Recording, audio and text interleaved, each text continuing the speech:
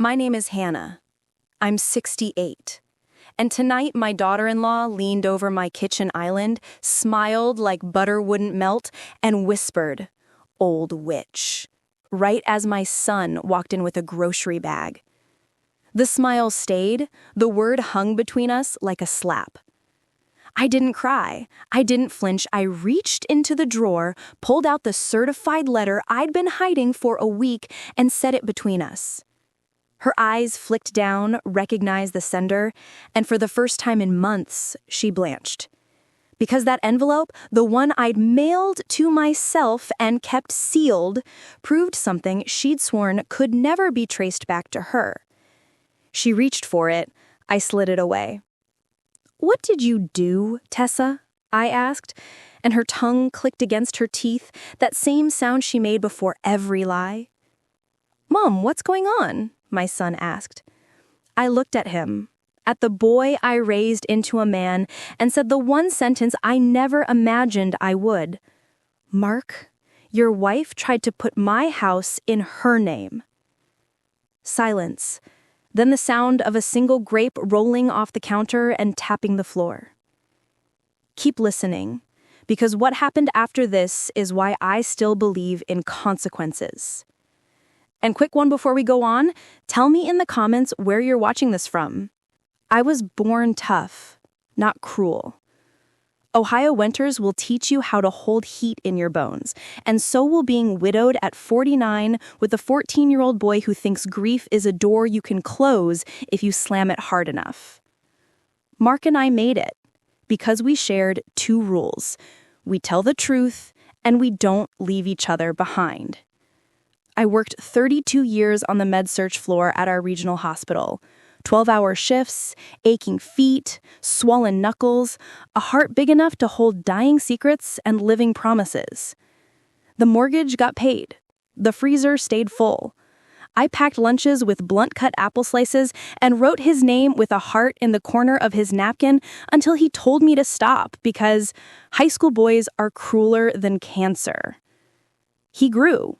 He left for community college and then for a job in logistics, and I kept the house because homes should outlast storms.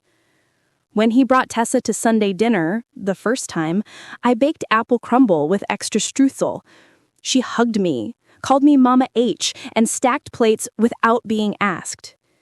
Pretty, quick, the kind of girl who looks you in the eye while calculating your perimeter. I noticed it. The way nurses notice irregular pulses. But love makes men gentle and mothers hopeful. And hope is a lyre that sounds like a hymn. The first insult didn't come in words. It came in a joke. It was the night they told me they'd set a date. We were rinsing salad bowls, hands busy in the quiet language women speak in kitchens. "Your house has potential," she said, staring at my floral wallpaper, the same pattern I pasted the week Mark came home from his first day of kindergarten. "Potential?" I repeated, smiling, because I was still trying to be liked. You know, for when you can't manage stairs anymore. "Who says I can't?" She flicked the faucet off, looked at my legs as if reading their future, and said lightly, "We'll see." Little cuts. Tests. Words like sugar with razor blades inside. I told myself she was nervous. I told myself it was about the wedding. Then the engagement party happened, and I learned what her laughter sounded like when it fed on me. The party was at a wine bar that looked like an Instagram filter. She wore white crepe and diamond studs that caught every light in the room, and I wore the blue dress my sister said made my eyes look lake bright. When it was her turn to toast, she lifted her glass and winked. I'm just grateful Mark didn't inherit his mother's taste and wallpaper, or men. The room laughed, quick, thin, confused.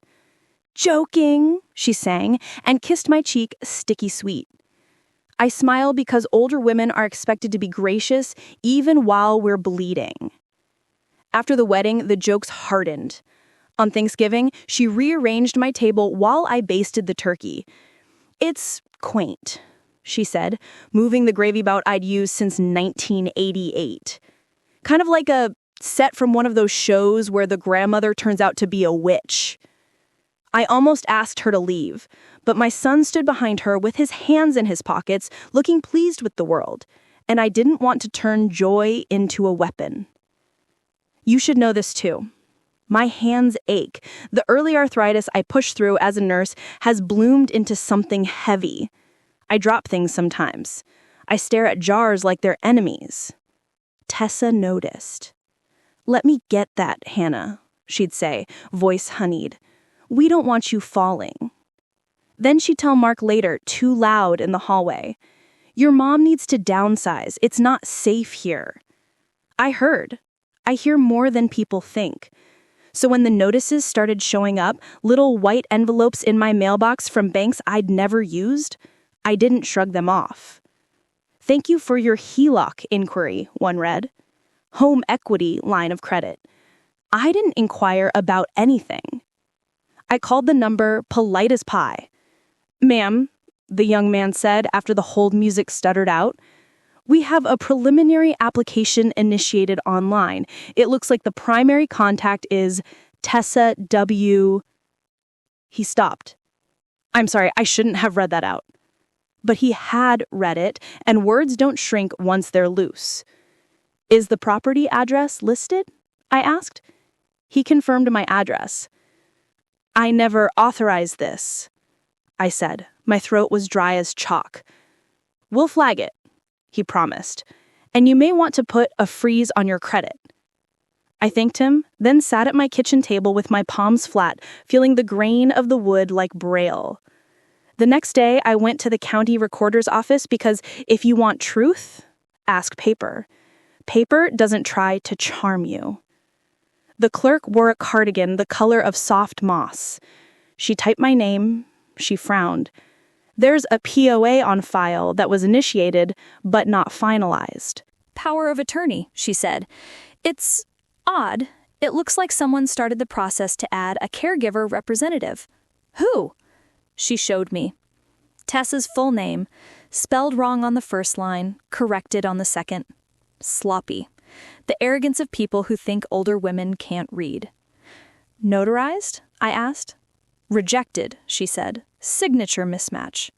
Mine. They had tried to copy my hand. I didn't cry. Nurses learn to triage. You stop the bleed, you secure the airway, you gather your tools. I put a fraud alert on my credit. I visited the bank manager who'd watched me deposit overtime checks for 2 decades. I asked for printed statements. Every page. Then I mailed myself a letter. Certified, return receipt requested, documenting the dates, times, names, and words. Nurses also know chain of custody. A sealed, time-stamped envelope isn't courtroom magic, it's a paper anchor. Meanwhile, I watched. I listened. You asked for no secret cameras, no little spies. I used the oldest surveillance known to women. I was quiet while people performed themselves. The insults sharpened. "Old witch," she said the first time under her breath, smiling big enough for Mark to see her teeth but not her tongue. She said it again when I told her I wasn't ready to sell my house and move into their new condo downtown. "It's not about you," she sighed as if I were a fussy toddler. "We're trying to build equity." Whose equity, I wondered, but I didn't ask. I said no, and it felt like lifting something heavy in a first time in a long time. Then came the day I knew she'd make a bigger play. Mark called, excited. "Tess got a line on a great short-term investment. We might need to move fast. Her friend flips houses and says we can double money in 6 months. Can we borrow against the house? Just for a little while. We'll pay it back before you even notice." "Your friend, does he have a contractor's license?" It's more of a network. Networks are just crowds of people waiting to say, "not me," when the bill arrives. I told him no. He was quiet for a day. Then I got a text. It wasn't from him, it was from Tessa, a long paragraph that started with, "I love you," and ended with, "You're being selfish." I typed and deleted 3 replies, Then I put my phone down and went for a walk, slow around the block, the air full of cut grass and somebody's grill. When I got back, there was a minivan in my driveway, and my neighbor, Alma, was out front snipping her roses. "She's been here all afternoon," she said softly, nodding toward my house, going in and out with a clipboard. I thanked her. Alma grew up in a different country. In hers, people still understand the holiness of watching your neighbor's door. I didn't go in, not yet. I walked around the back and let myself through the mudroom, quiet as thought. Tessa was in my living room, standing where my husband's photograph sits. She was on the phone. Yes, her legal name is Hannah M. Yes, a caregiver authorization. Oh, for God's sake, I'm family. She turned, saw me, smiled too brightly. "What are you doing?" I asked. "Trying to help. You are making bad decisions and someone needs to step in before you fall and break something. Like my faith in my son?" I said. "You're being dramatic." "Leave," I said. She laughed. "This is going to be your reality, Hannah. The world moves on. People who can't keep up get moved along." Then she brushed past me, her perfume like a dare. I called Mark that night. "Did Tessa authorize to start paperwork for power of attorney?" "What? No," he said, immediate and warm, and for a second I felt the ache of believing him. Then, "But if she did, she probably thought it would help. She's just proactive." Proactive is when you make chicken soup before someone gets sick. This is theft with better grammar. "Mom, she tried to put my house in her name," I said. "The bank called me back." Silence. "That's not possible," he said, at last, voice small. "Possible doesn't ask permission." The next week was a tangle of little moves. I updated the deed into a transfer on death designation to avoid probate drama. I added Alma as my emergency contact at the hospital because friendship is a kind of blood.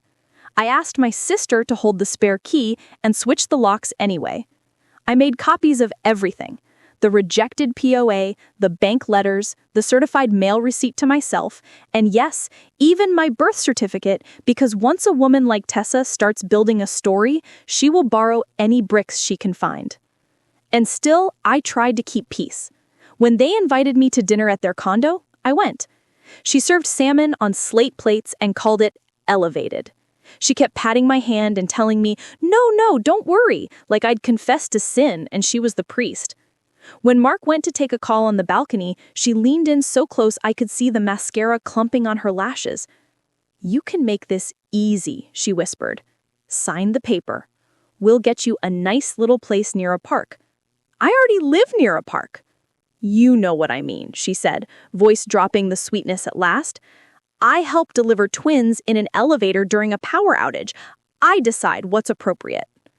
On the way out, I forgot my scarf. I came back for it alone the next day after texting that I'd pick it up. She said she'd leave it with the concierge. She didn't. She was home. While she looked for the scarf, though we both knew it wasn't lost, I stood by the console table and noticed the neat folder labeled Hannah, Assets, Contacts. She caught me looking and smiled, wide, wolfish. "Preparedness," she chirped. "I'd call it predation." She laughed. "Big word. I have more." I left with the scarf and a decision. There are times for defense and times for offense.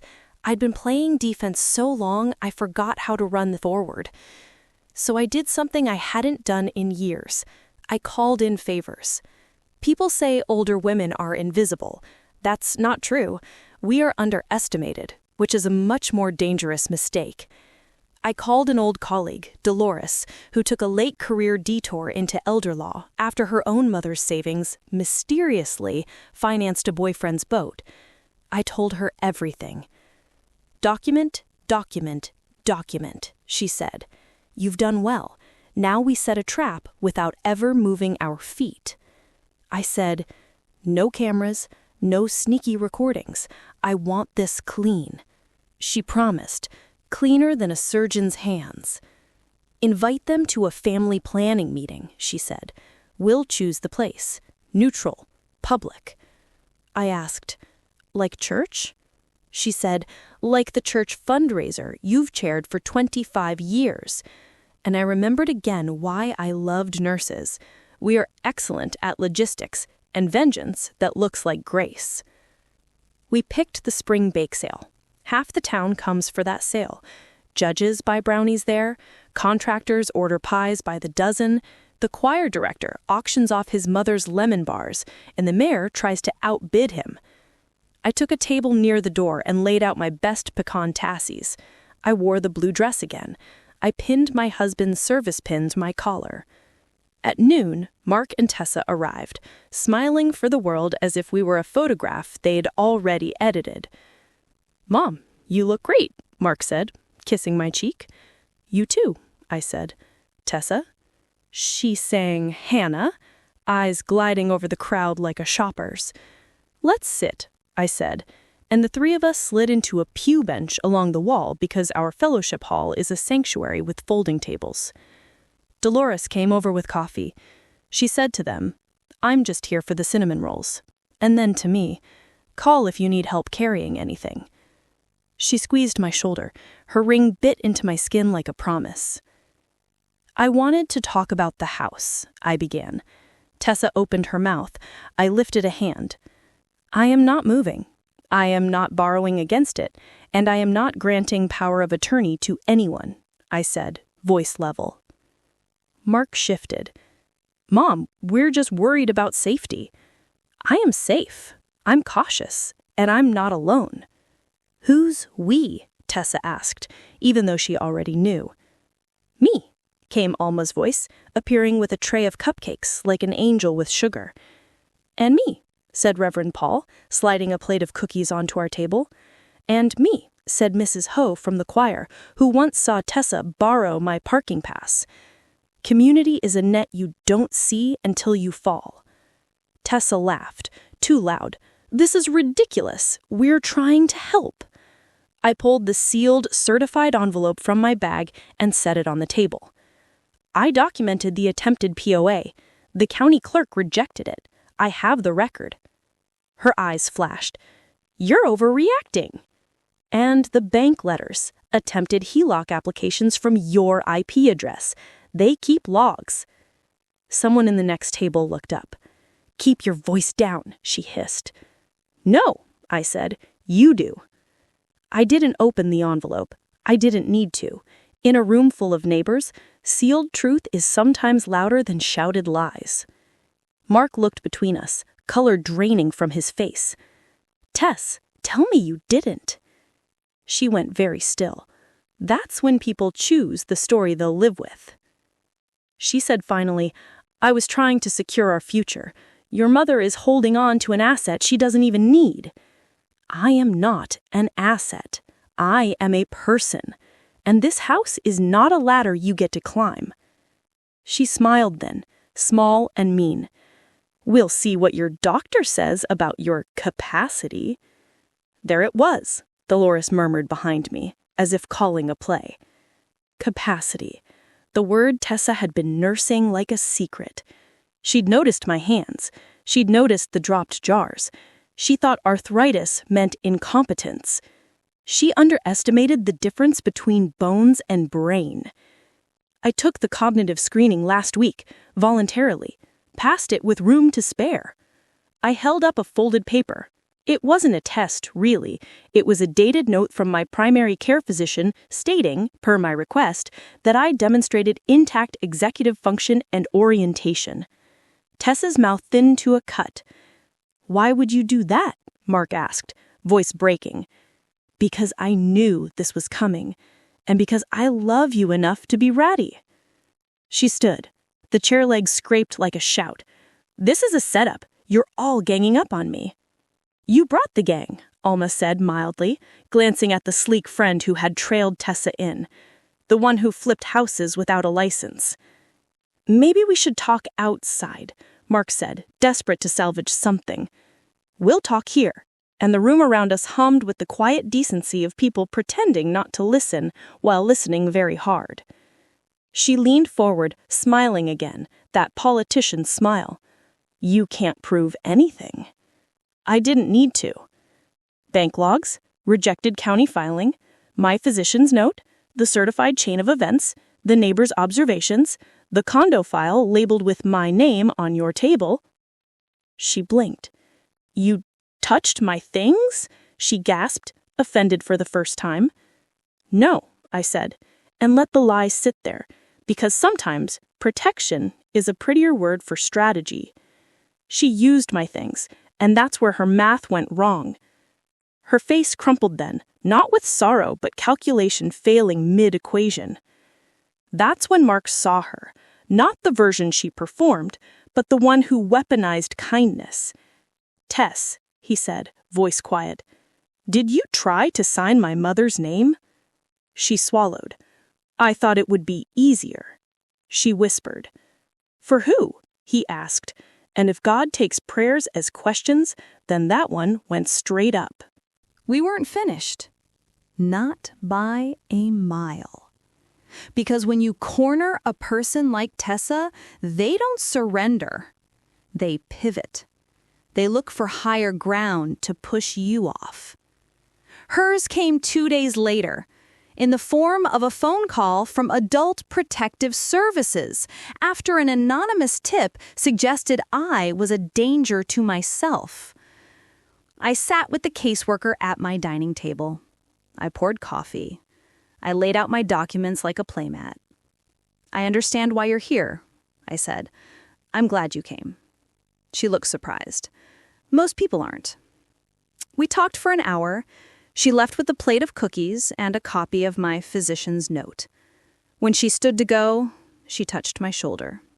You'd be surprised, she said softly, how often the concern comes with a real estate flyer. I wasn't surprised. I was ready. So, when Tessa showed up that evening, in a white blouse like a truce flag, I let her in. She looked around the house as if it might move. Are you happy? She asked. And for a second, I heard her mother in that question. Some woman who taught her love was a ledger. Yes, I said simply. You're going to lose him, she said. He needs a partner who thinks ahead. I raised a man, not a portfolio, I said.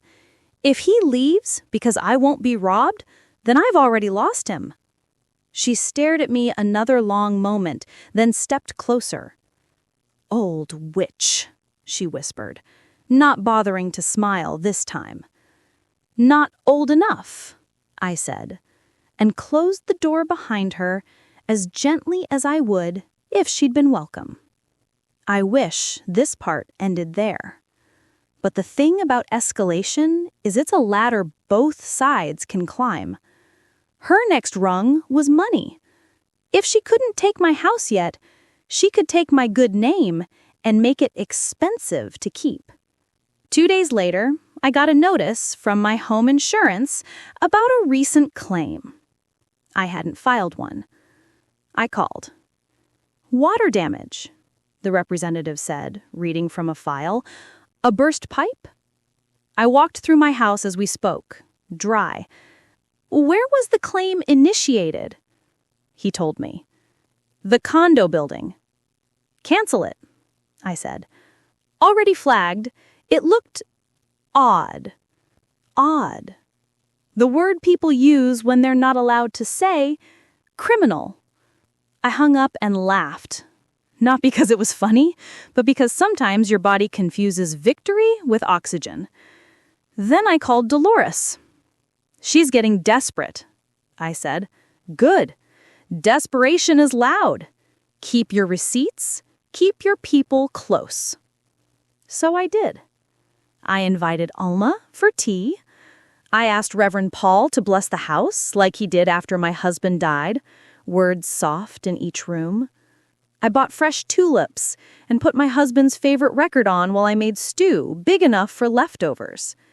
Domesticity is an act of war when someone wants to evict you from your life. And here's the part that will sound like a twist because it was. I was at the grocery store, picking up celery, when I saw Tessa near the pharmacy, pale and distracted, her phone pressed to her ear. She didn't see me. I wasn't hiding. I was just old, which is sometimes better camouflage than a curtain. "I don't have it," she hissed. "I told you I'd have it by the 15th. A pause. "I can't get the line. She blocked me." Another pause, her face tightening. "Fine," she said at last. "I'll fix it." She hung up and put her hand on her stomach like she'd been punched. Debt. A word, heavy as a locked door. I followed. No, walked the same direction, if you're asking for a legal definition, far enough to see her stop at the customer service desk and buy a money order. She filled it out with a name I recognized from one of the network men. Later, when I sat with Alma at my table, I said it out loud. She's not just greedy, she's drowning. And Alma, whose kindness is edged with a survivor's wisdom, said, "Drowning people will climb you like a ladder if you let them." I decided then I would not be her rung. Which brings us back, full circle, to my kitchen, to the certified envelope and the word witch between us like a dare. She reached for the letter. I slid it away. "You can't prove anything," she said, but softer. I looked at her, at the polish and the panic, and said, "I don't have to. You will." Because karma isn't a thunderbolt. It's a chain reaction. You start it by refusing to be moved. And hers had already begun to roll.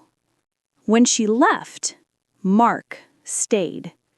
He sat across from me and looked 15 again, scared and proud and ashamed of both.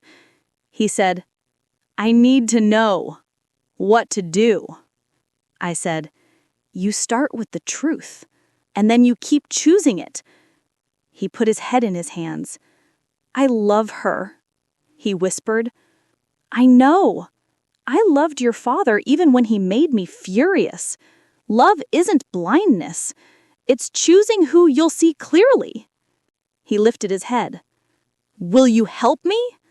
"Yes," I said, "but not to hurt her, to stop her from hurting us." We made a list. He would check their accounts for transfers from mine. He would ask her directly about the POA and the HELOC. He would come with me to the bank to put a verbal password on my profile, the kind that only he and I would know because it came from a family joke about a burnt meatloaf. We would not escalate online. We would be boring and relentless. Boring is how you outlast people who think life is won by spectacle. And while we did all that, life kept happening. I baked, I walked, I watched the robins in the yard tug at worms like little, determined surgeons. I went to church and lit a candle for my husband, and, though it surprised me, one for Tessa too, because women like her didn't invent the hunger they carry, they inherited it. But lighting a candle isn't building a bridge, and she had already chosen to burn one. The next big step would be ours, not hers. I had an idea, one that didn't involve traps or recordings or any gotcha sideways trick. I would throw a neighborhood potluck. I would invite my people, and I would invite hers. I would set a long table under the maple tree, and I would do what older women have done for centuries when the wolf circles the fence. I would call the village and let daylight do the rest. We set the date for a Sunday, the day after rent is due and secrets feel heavier. I made flyers, handwritten, not printed, because handwriting says I see you in a way fonts never will. I knocked on doors, I left voicemail messages, I asked the choir to bring rolls and the high school boys to bring folding chairs. Tessa RSVP'd through Mark with a 3-word text. We'll be there. Of course she would. Wolves love crowds. They think it will make their teeth look like smiles. That morning, I tied bunting that I'd sewn from old pillowcases between the trees. I laid quilts on the grass. I put pitchers of lemonade on the table and lemon halves in the water because details matter. When the first guests arrived, I hugged them and told them where to set the salads. By noon, the yard was full. Laughter, kids playing tag, the smell of barbecue, and the promise of stories. At 12:15, Tessa turned the corner in a sundress that would have made me jealous 30 years ago. Mark walked beside her, nervous. Behind them came 2 of her network men in shirts too tight across their biceps, carrying nothing but their hunger. "Welcome," I said, and meant it. Because welcome doesn't mean surrender. It means you've entered a place with rules, and they are kindness and clarity. "Lovely," Tessa said, eyes surveying the spread. "It is," I agreed. "Let's eat." We did. And after plates were full and mouths were busy, I tapped my glass with a fork. "Neighbors," I said, letting my voice carry the way you learn to carry a tray, balanced, steady. "Some of you know I lost my husband 12 years ago. Some of you know I'm stubborn enough to keep his house standing one more winter. What you don't know is this. When people think an older woman is alone, they mistake her for a loose end to be cut. I'm not loose. I'm knotted to all of you." Murmurs, heads nodding. I glanced at Tessa. She smiled too wide, as if we were in a play she knew the script to. But I had already rewritten the act. I turned, lifted the certified envelope, and set it beside the lemonade where everyone could see the green return receipt. "I keep records," I said mildly, "because memory is holy, but paper is useful." Then I looked at Tessa, and with all the tenderness I could afford, I said, "If there is anything you'd like to clarify about the paperwork you started in my name, now is the moment while the people who love us are here to witness us telling the truth." She didn't speak. One of her men laughed into his cup, and somewhere down the block, a siren started to wail. The siren slid past our corner and kept wailing down the next street, but it left a rip in the air, the kind that makes people breathe quieter, eat faster, listen harder. I kept my hand on the certified envelope and let the silence work. You learn that in hospitals. The beats between words can tell you more than the words. Tessa didn't answer me. She pivoted to my neighbors with a bright laugh, chin lifted. "We should all just enjoy the food. This is a misunderstanding." "Misunderstandings don't try to file with the county," Alma murmured, setting a plastic fork beside my plate like punctuation. We served seconds. We loaded plates for the shut-ins. The choir director tried to start a sing-along and then thought better of it. The boys put the folding chairs back in their neat stacks, like they were aligning vertebrae. And when the yard thinned to the bone, Tessa let her smile drop.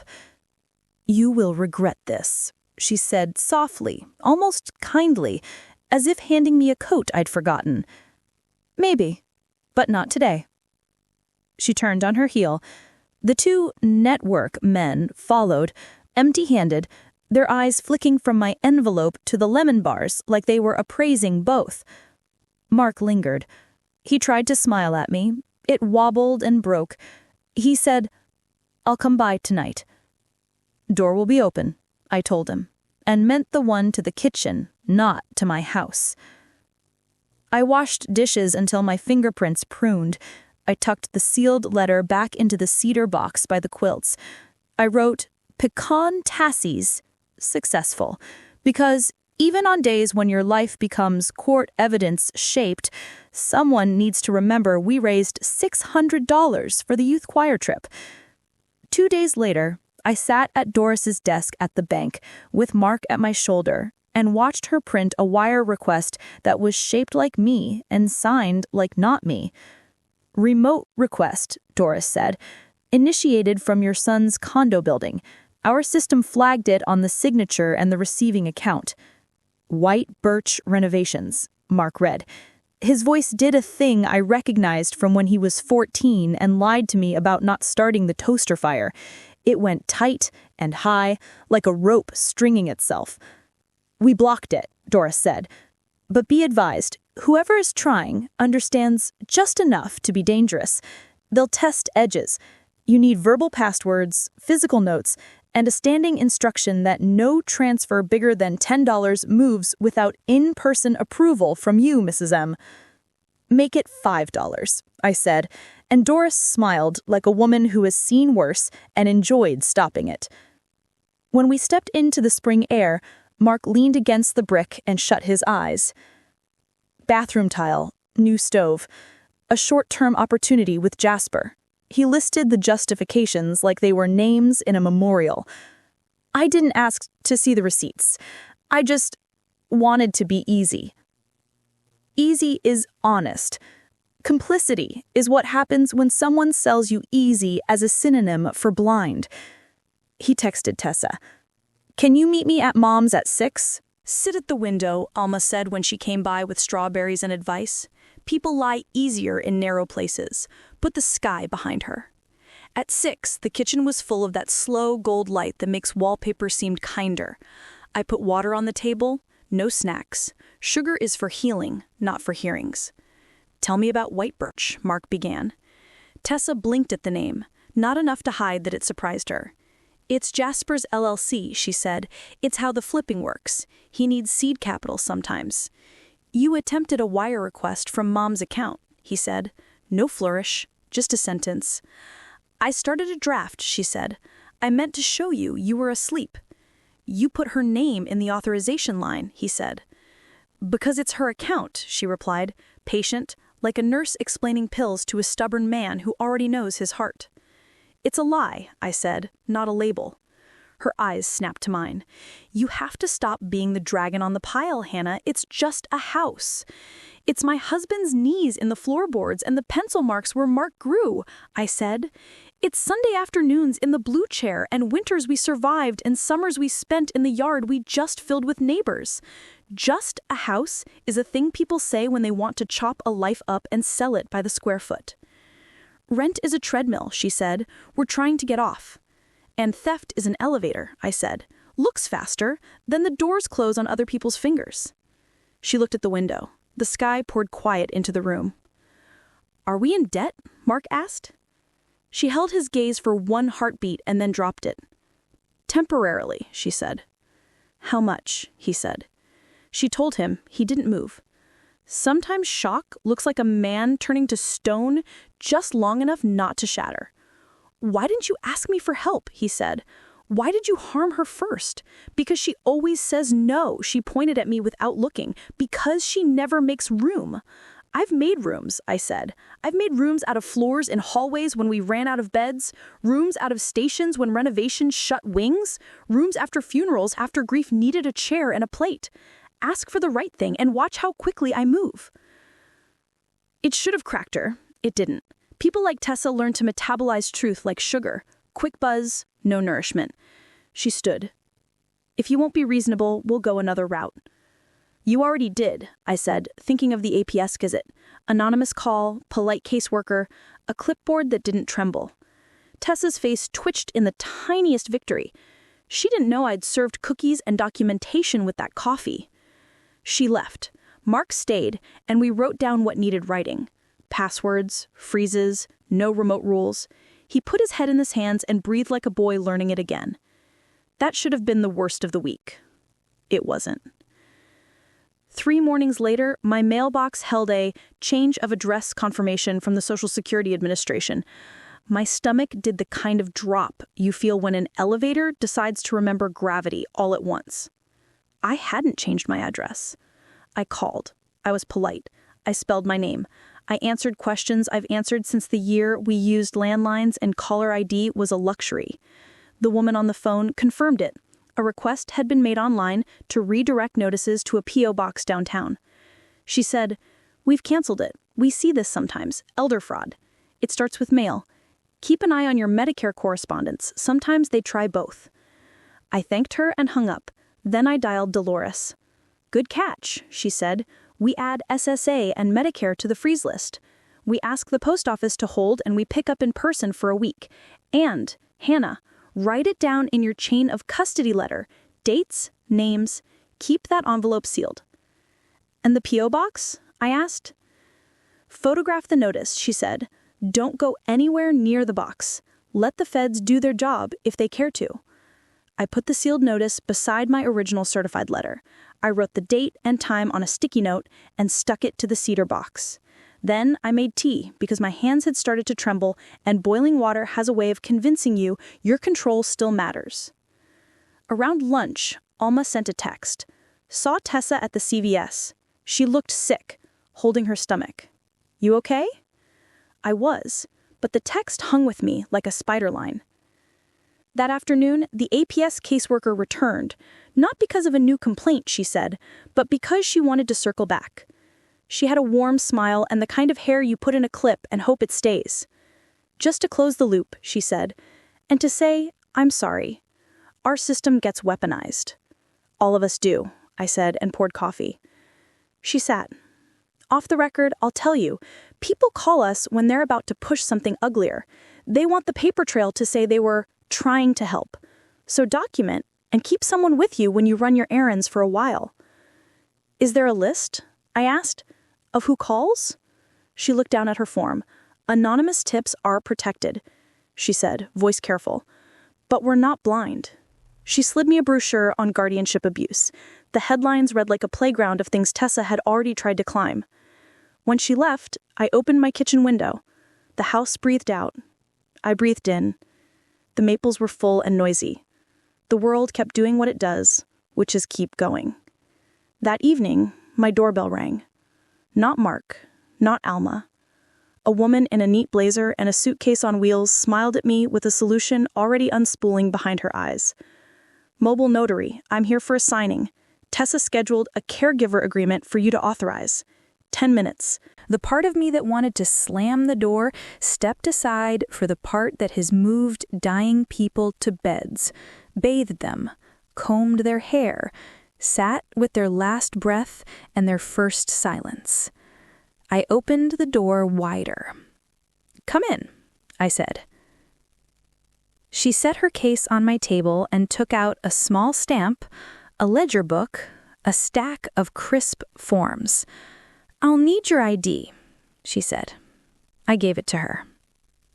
She looked at it, she looked at me, she looked at the door, half expecting someone to come in behind her with a plan.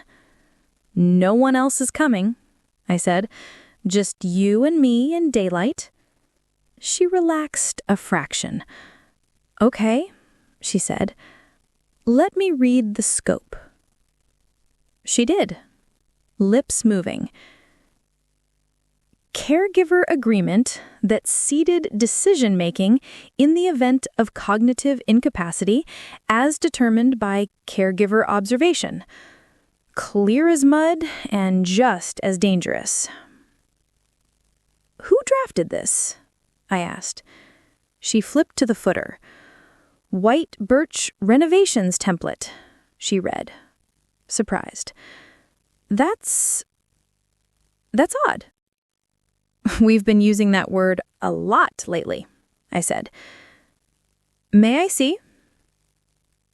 She handed it over. No law firm, no elder services. Just a blank pulled from a predatory blog and dressed up in legalese, with spaces for signatures Tessa thought looked like doors. I won't be signing this, I said.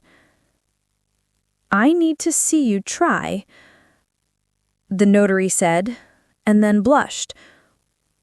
I mean, I need to witness whatever decision you make. It's part of my record. If anyone questions it later, I note that I confirmed your ID, watched you read, and saw you refuse. I looked at her stamp. The little steel rectangle looked like the most honest thing in the room. We documented my refusal. She stamped. She wrote in her ledger. She asked me to initial next to her wording about me appearing alert and oriented, able to articulate reasons. Her sentence felt like a hand on my back. Thank you, I said. And if Tessa asks you to notarize anything else for me, please call first. I will, she said. We get used like hammers by people who think signatories are nails. It's good to remember we're not carpentry, we're witnesses. When she left, I called Dolores. She said, "Excellent! That ledger is gold. Notaries are careful. If this escalates to court, her entry will read like scripture." Where does it go next? I asked. She said public. They always push into a public doorway when private ones close. She was right. 2 days later, my neighbor texted a photo from the community Facebook group. Tessa had posted in a sunny font about caring for our elders and how to gently transition those we love into safer situations. The photo she used was my front steps. The magnolia bush looked like it was bracing. I didn't engage online. You don't fight fires on a gasoline platform. Instead, I went to the senior center where they hold the free legal clinic twice a month. I brought everything. My sealed letter, bank printouts, the county's rejection of the POA, my doctor's note, the notary's stamp entry she had let me photograph. A volunteer scanned and saved it to a USB drive. She gave me 2 copies and a file folder with a red tab. Red tabs mean when you open this, you'll find teeth. "Do you want a mediator?" she asked. We run family mediations with a trained neutral. Sometimes just sitting in a room with someone who can call timeouts helps. "I want witnesses," I said. "Then schedule mediation. We do them in the community room. It's a glass wall. People can't hear, but they see enough to keep folks on their best behavior." We picked Friday at 4. I told Mark, he told Tessa. She said yes immediately, which told me she thought she could perform better under lights. Friday came with rain. Glass walls make the whole world a mirror when it pours. I sat on one side of the table with Dolores, Mark sat between us, white-knuckled. Tessa sat across with a smile so smooth it looked laminated. The mediator was a retired social worker named Ben, with soft hands and a voice like a porch. He said, "We have a few rules. We talk one at a time, we take breaks, we name our goals. My goal is safety for Hannah. She's vulnerable to falls and scams and," she looked meaningfully at my hands, "decline. My goal is autonomy and to stop the fraud. My goal is the truth."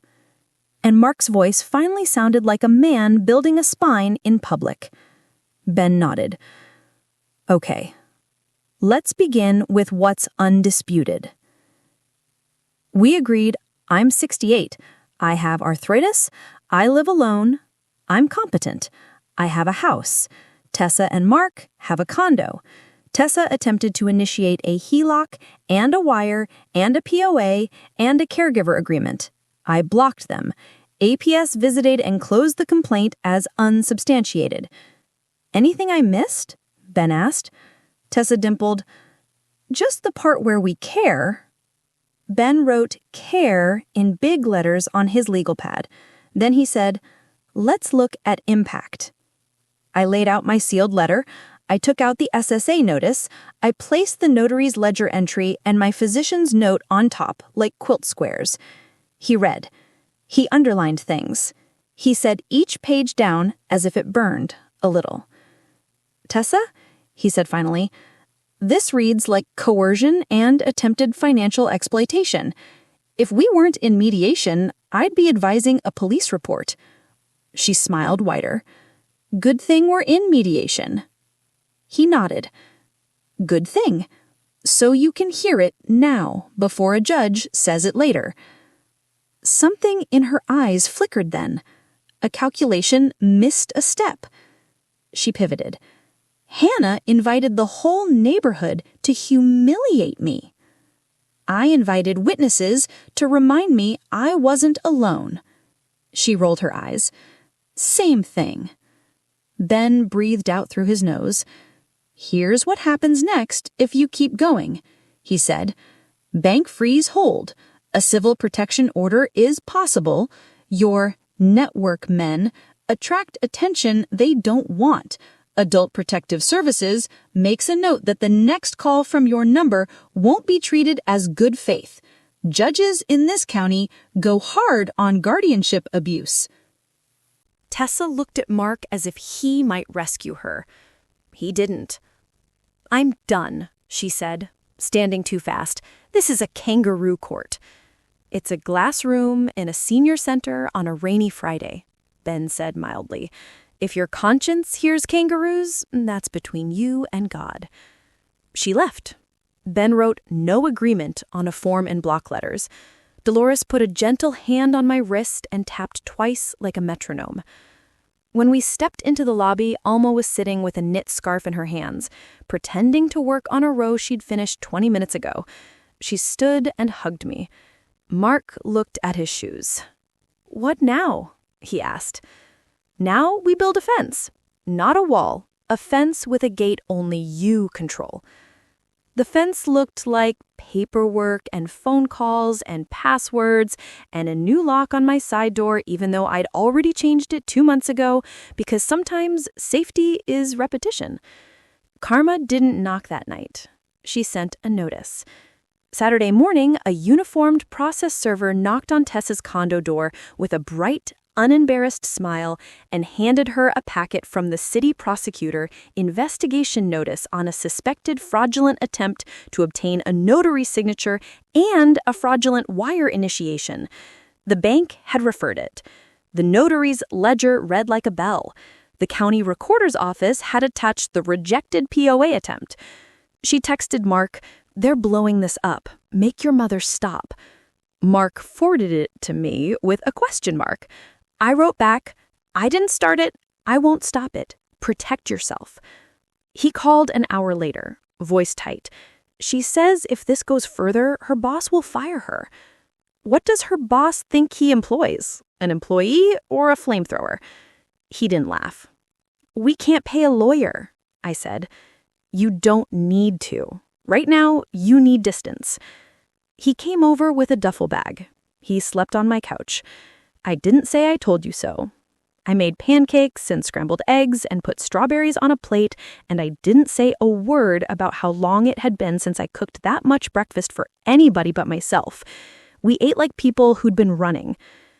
Mid-afternoon, Tessa's mother called me. We'd met twice. She'd hugged me too long at the wedding and told me she couldn't believe she finally had a daughter. "What are you doing to my child?" she demanded, no preamble. "I'm stopping her from doing it to me," I said. "She's under so much pressure. The condo board fees went up. She had to put a deposit on the new car because the old one kept stalling. The dentist said she needs a crown. You're sitting on a house. She doesn't need a crown. She needs to stop asking for a throne." She hung up on me. I put my phone down and washed an already clean plate just to keep my hands from curling. At dusk, someone pounded on my door. Not a knock, a demand. I opened it to Tessa and one of the network men, the one with the biceps and a jaw like a paperweight. His cologne smelled like a department store aisle where the lights are too bright. "We're here to get Mark's things," she said. He's here. He'll pack them. She tried to step past me. I held the door. It's a modest door. It has held harder weather. No, I said, and let that one syllable sit in the frame like a beam. You can't keep him, she said. I can keep my threshold. She smiled.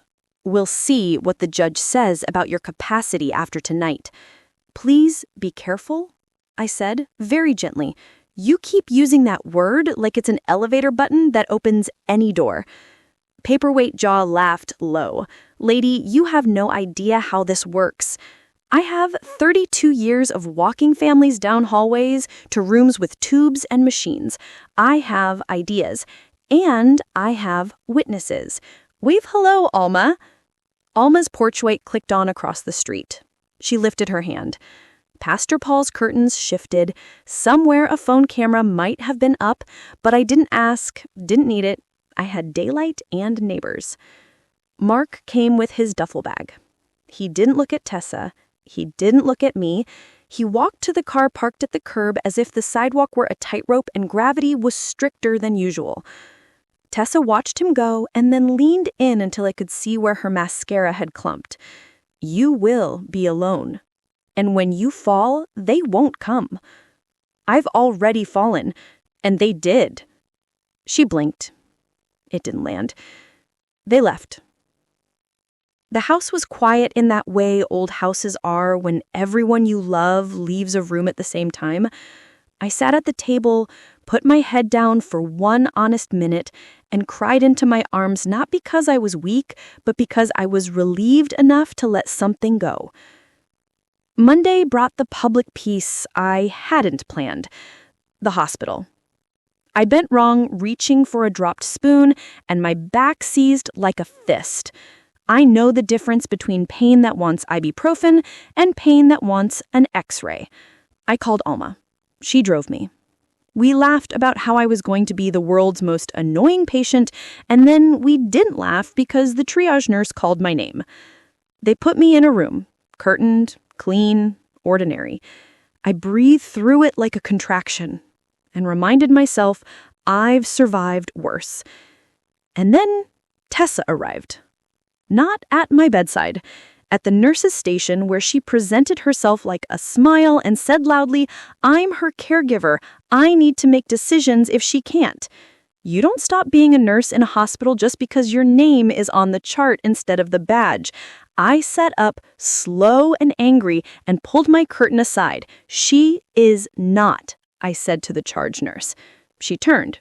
You shouldn't be moving, she scolded. Sit. The doctor needs to evaluate your capacity. Bless Ohio and its earnest, competent clinicians. The doctor on duty was new to me, young, careful, but the charge nurse had done nights with me. She raised an eyebrow that used to mean, you sure about those 2 a.m. lasagnas? And now meant, you want me to eject this person for you, or shall I? I handed her my physician's letter, my ID, and the golden notary photo, in that order. No POA, I said. No caregiver agreement. She is not my emergency contact. That's Alma. That's in the chart. I pointed to the screen like I was rounding on myself. Tessa recovered quickly. I'm family, she said. The doctor stepped in, professional neutral. Family is important, he said, but consent is the patient's. Miss M is alert, oriented, and capable. We'll be taking instructions from her and her designated contact. Tessa's mouth tightened. You're making a mistake, she told him. He nodded as if she said, the sky is blue. If you have paperwork establishing conservatorship or guardianship, we'll review it. If not, you can wait in the public area. She didn't. She stormed out. The curtain shivered. The ivy pole looked like it wanted to run after her and plead for better manners. The charge nurse leaned in. You good? She asked, in the voice we use for women who have nothing left to prove and plenty left to live. I am now, I said. We bumped elbows because the world had taught us a new normal a few years back, and some habits stay. X-ray said strain, not fracture. Muscle relaxers heat and rest. I promised to do 2 out of 3 and got scolded and promised 3 out of 3. Alma drove me home and scolded me more sweetly and installed herself on my couch with knitting needles like sentries. That night, Mark texted that Tessa had posted an update about my fall and how the system wouldn't let her advocate. "Don't respond," I wrote back. "Let her dig." Tuesday, a uniform knocked again, this time with a notice of a hearing. Not for me, for her. The city prosecutor had decided to pursue misdemeanor charges on attempted notary fraud and false statement on a financial instrument. Small, not the kind of thing that lands you in prison, the kind that stains. The hearing would be public. The date was in 2 weeks. "Do I have to go?" I asked Dolores. "You don't, but it will be useful." Useful is another word for public. So I rested. I did my stretches. I iced. I walked slow circles around my kitchen island.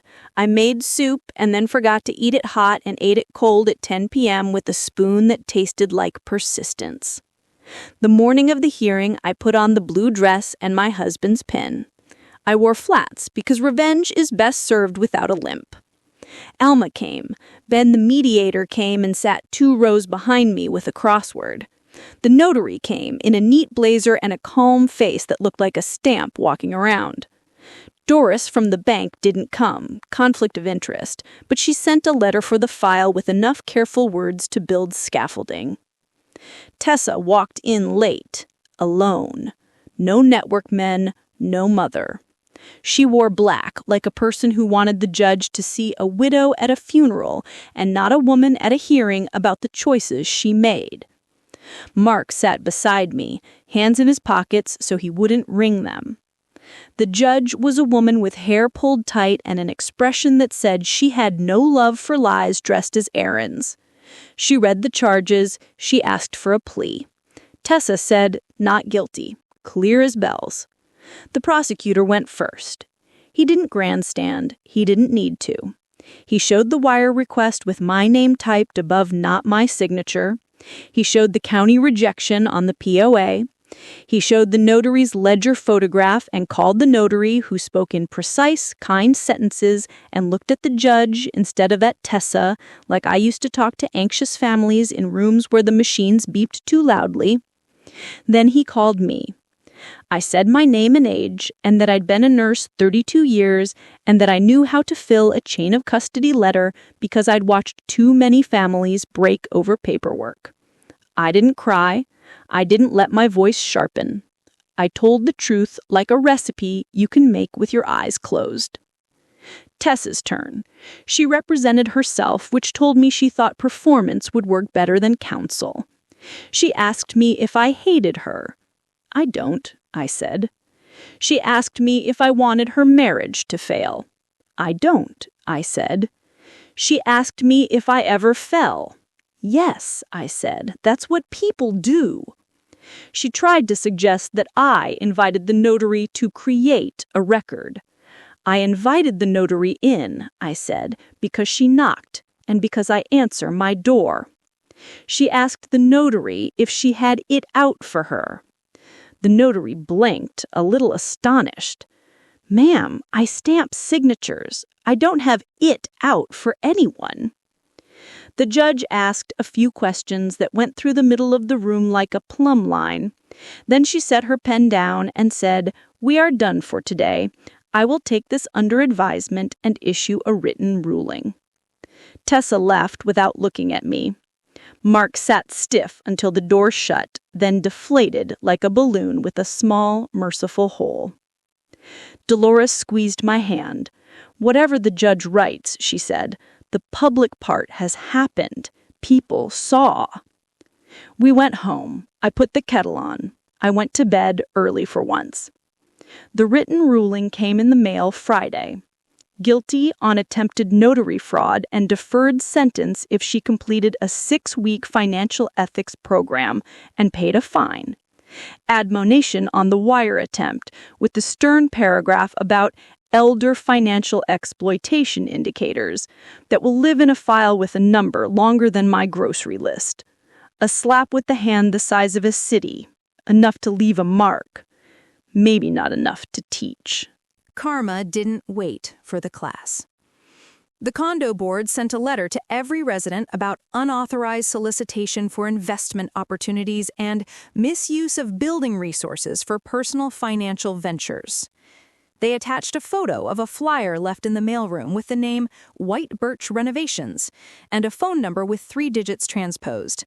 Someone had been sloppy, or desperate, or both. The HOA fined them.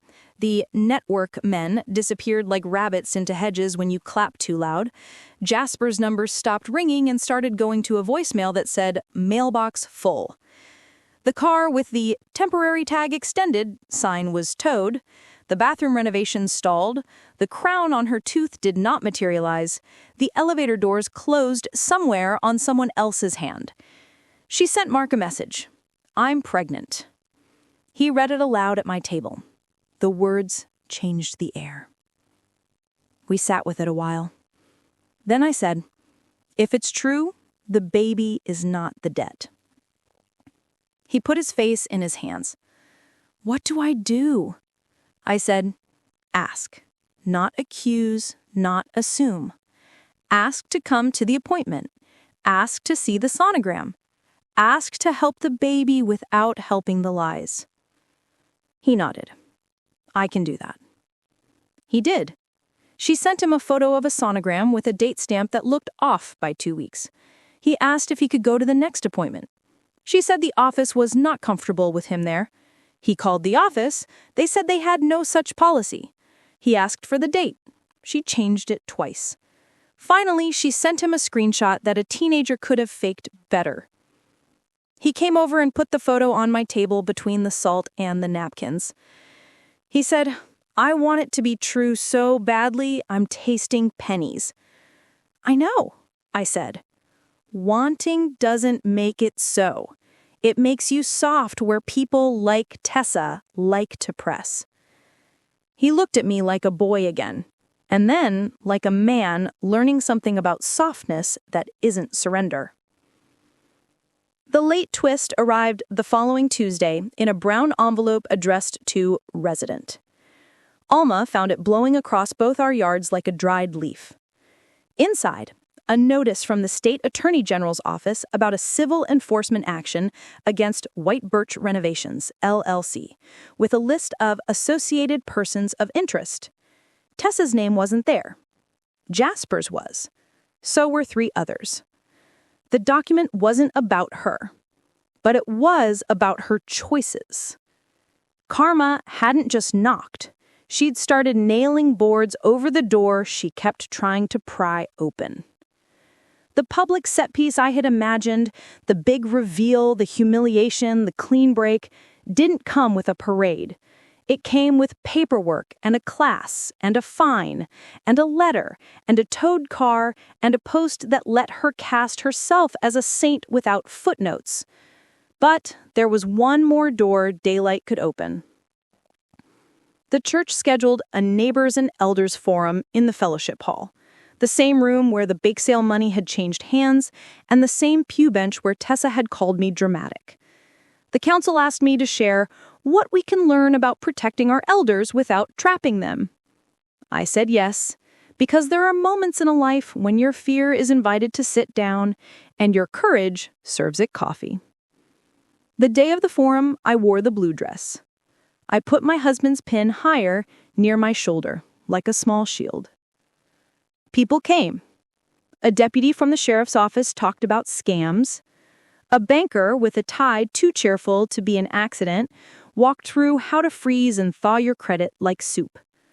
The APS worker spoke, careful and kind, about how to call without weaponizing the call.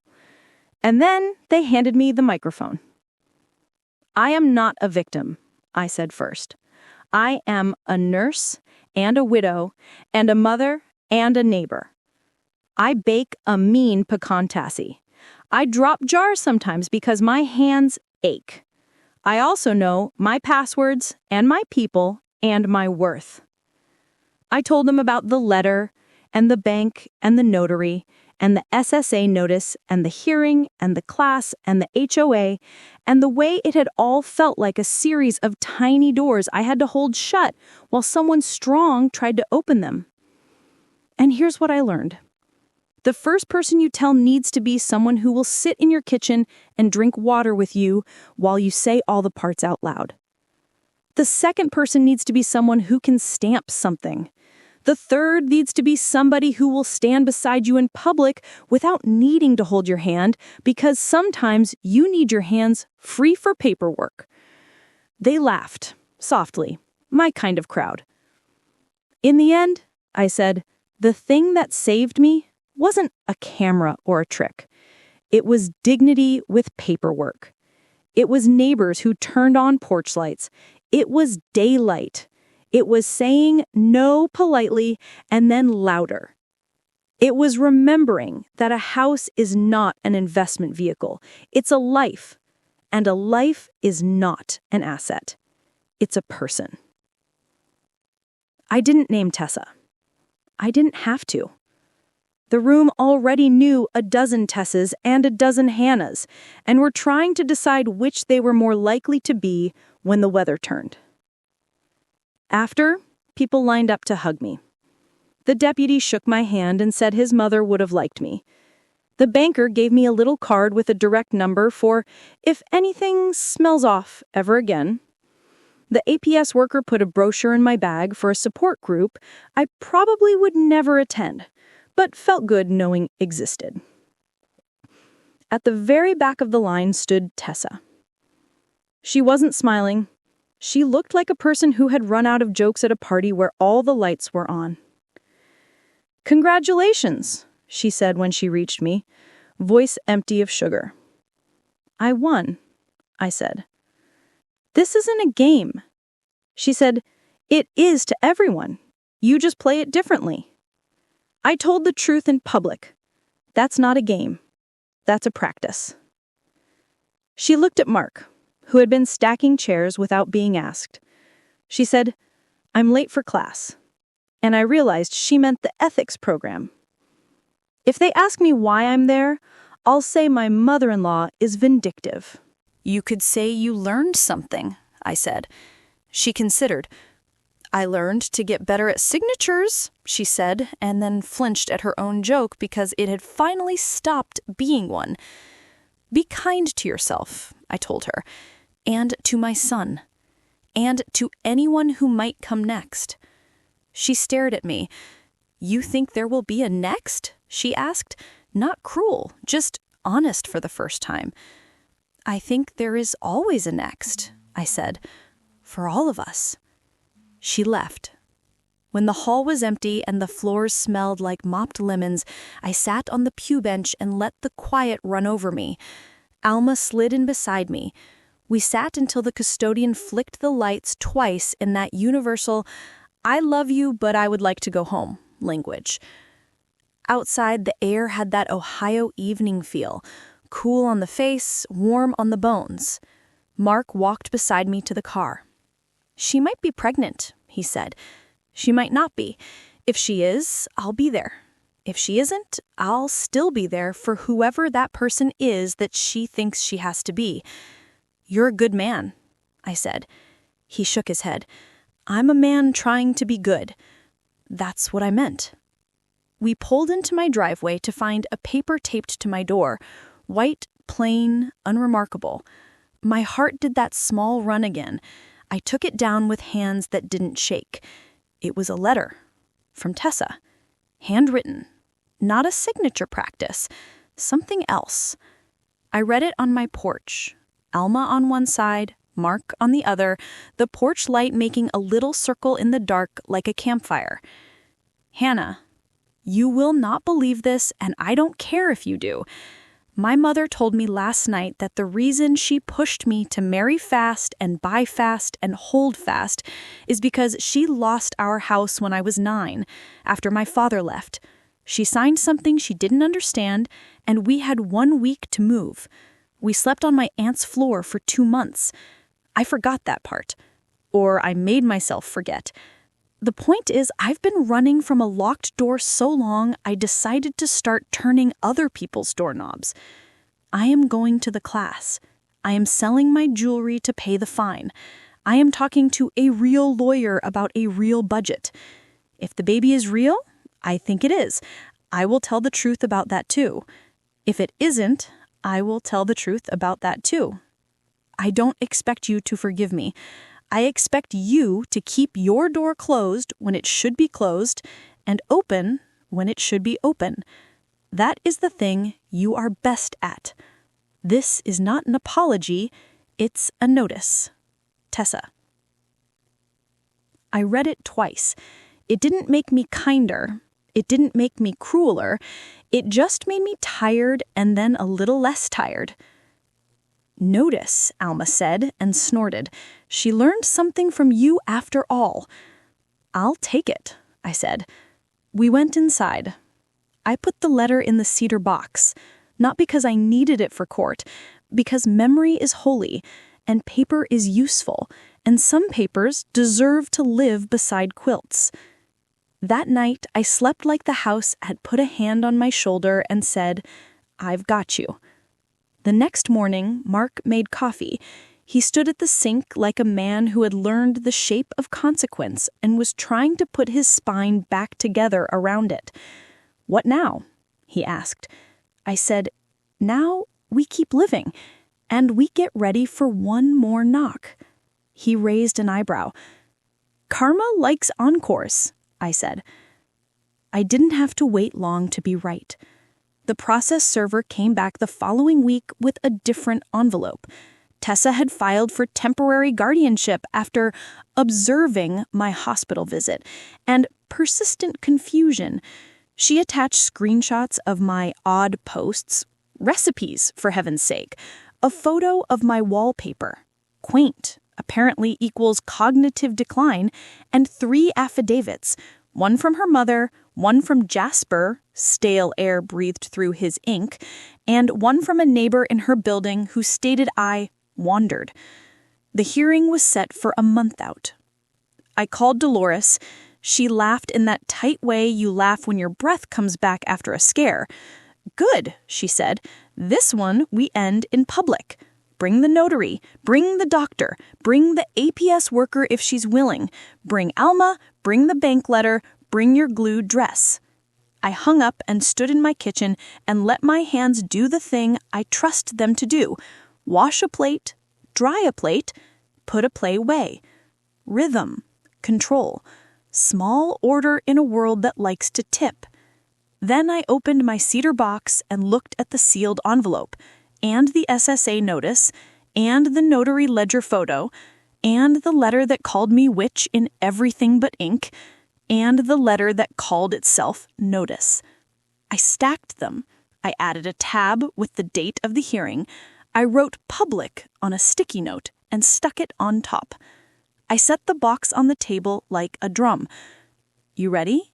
Alma asked, from the doorway, as if she had been waiting there for years to ask me about something other than casseroles.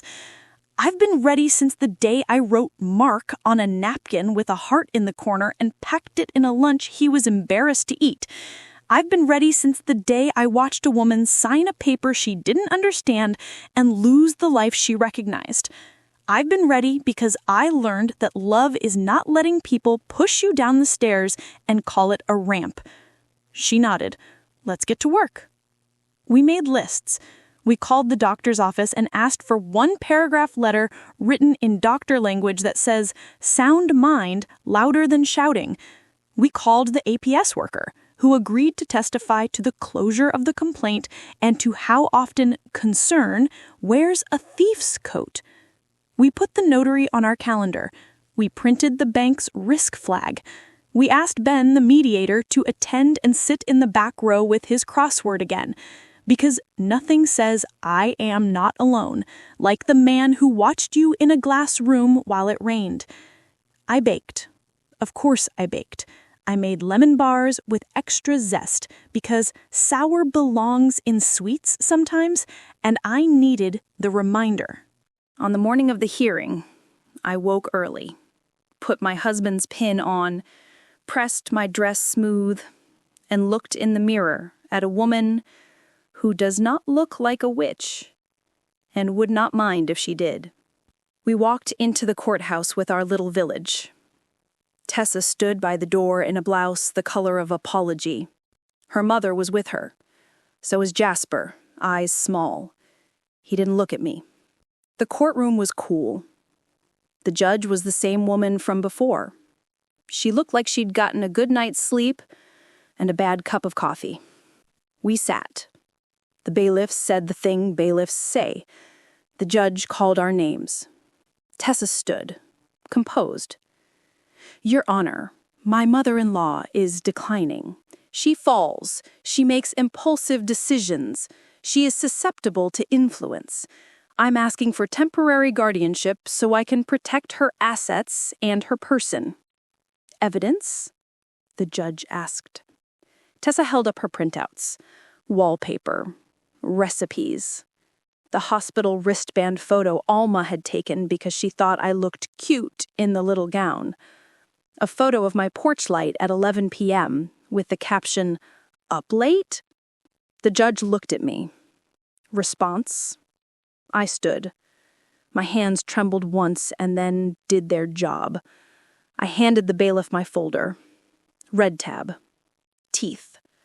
Inside, the physician's letter, the APS closure, the notary's ledger photo and sworn statement, the bank's risk flag and freeze notice, the SSA notice and the screenshot of the canceled address change, the county's rejected POA, the city's ruling on the notary charge, the condo board's letter about unauthorized solicitations, the mediation record that said no agreement in Ben's careful hand, and the letter from the charge nurse, my friend, stating that I presented alert and oriented and advocated for myself appropriately in the emergency department. The judge read. She took longer than I thought she would. She set each paper down like a brick. Then she looked at Tessa. No, she said. One word. It landed like a gavel. Temporary guardianship denied. Petition dismissed with prejudice. Further, Miss W., you are admonished that future attempts to obtain control over Miss M's assets or person by deceptive means may result in criminal sanctions and civil penalties. Be advised that this court shares information with the prosecutor's office when we see patterns. Miss M., you are encouraged to maintain your current protections and your network. Court is adjourned. People exhale when they have been holding breath for a month. It sounds like angels landing. Tessa didn't move. Her mother dabbed her eyes with the tissue that matched her blouse. Jasper slid out of the room like water. Mark took my hand. Alma squeezed my shoulder. The notary tucked her stamp back in her bag like a knight. She was. We walked out into the light. Karma didn't knock then. She didn't need to. The door was already open, and the room beyond it was empty of the people who'd been trying to move in. On the courthouse steps, the APS worker hugged me. She asked, "You know what the moral is?" I said, "Yes. That paperwork is love." She laughed. She said, close, that dignity plus paperwork plus neighbors is love. We went home. I put the cedar box back on the shelf. I didn't seal anything new. I made tea and poured a cup for my husband's picture because he would have liked that part. That night, Mark slept in his own bed at the condo for the first time in 2 weeks. He texted me a photo of a cot he'd set up in the living room. He wrote, "Until we figure it out." I replied, "Figure it out, not fix it. Figure belongs to both of you." At midnight, my phone dinged. A text from Tessa. "No more games." I stared at it until the screen dimmed, then set it face down on the table. If she meant it, good. If she didn't, even better. Because I was done playing too. 3 days later, Mark showed up at my porch with his hair a mess and his shirt wrinkled like he'd slept in it. He didn't knock, just walked in the way sons do when they finally remember where home is. She says she's pregnant. His voice cracked on says. I nodded. And what do you believe? He sank into the chair across from me. I want it to be true so bad. But every time I ask to go with her to an appointment, there's an excuse. Wrong date, office policy. She even showed me a sonogram, but the timestamp was off. Wanting and truth aren't the same thing. Love doesn't mean swallowing lies whole. It means choosing to see clearly. He buried his face in his hands. What if I walk away and it's true? Then you'll still be there for the child, I said gently. But you don't have to be there for her schemes to be a father. That afternoon, he called her bluff. He asked for the doctor's office name, the appointment time, the OB's number. He told her he'd show up whether she wanted him or not. She cracked. The baby vanished in a flurry of excuses. First it was complications, then a private decision, then finally, no answer at all. Within a week, the truth was plain. There had never been a pregnancy. Just another door she tried to pry open with desperation and fear. Mark moved back into his condo alone. He started therapy. He still loved her. Love doesn't dissolve on demand. But he finally admitted she was dangerous. That was the first time in months I let myself cry in front of him. We sat at my kitchen table, heads bowed, like two survivors at the end of a storm. Karma did the rest. The fine from court dried up her savings. The HOA piled on late fees. Her job let her go for performance reasons, though everyone knew the truth. Even the network men kept their distance after the Attorney General's office dragged White Birch Renovations into civil enforcement. Tessa wasn't the shark she thought she was. She was chum, and the sea was done with her. I didn't need to chase her downfall. I just needed to protect what was mine and wait. And I did. Weeks later, I got another letter. This one from her. Short, scrawled, no theatrics. Hannah, I don't expect forgiveness. I just want you to know I see now what I did. It started with fear, but it turned into greed. You were right to stop me. Take care of Mark. He deserves better than me. I folded it, slipped it into my cedar box beside all the other papers, and whispered to myself, notice received. Life quieted. My back healed. The maples bloomed heavy and green. Alma and I walked the block in the evenings, and I baked just because baking is not about defense, but joy. Mark came by on Sundays, and we cooked together the way we used to before the world got complicated. And one night, as we sat on the porch listening to crickets, he said, I used to think you were stubborn. Now I see you were steady. Thank you for teaching me the difference. I squeezed his hand. Steady keeps roofs standing, I said. So here's the moral. When people try to strip you of dignity, fight back with documents, neighbors, and daylight. Revenge doesn't always look like shouting. Sometimes it looks like outliving the lies, watching them collapse under their own weight, and walking forward anyway. Did you like my story? What would you have done in my place? And which city are you listening from? Don't forget to like, subscribe to my channel for more stories.